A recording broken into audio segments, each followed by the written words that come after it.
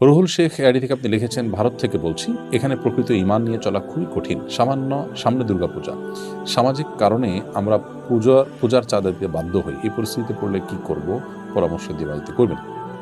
ভাই রুহুল শেখ, যদি আপনাকে পুজোর চাঁদা দিতে বাধ্য করা হয়, না হলে আপনি নির্যাতিত হতে পারেন এরকম আশঙ্কা থাকে, তাহলে সেটি আপনার জন্য জায়েজ আছে।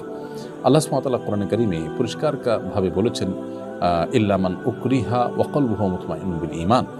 যে ব্যক্তিকে বাধ্য করা হয়েছে শিরক বা কুফরি বাক্য মুখে উচ্চারণ করতে, অথচ তার ঈমান পরিপূর্ণ রয়েছে অন্তরে, তাহলে তার কথা ভিন্ন। অর্থাৎ তার জন্য এটি বলার কারণে সে মুশরিক হয়ে যাবে না।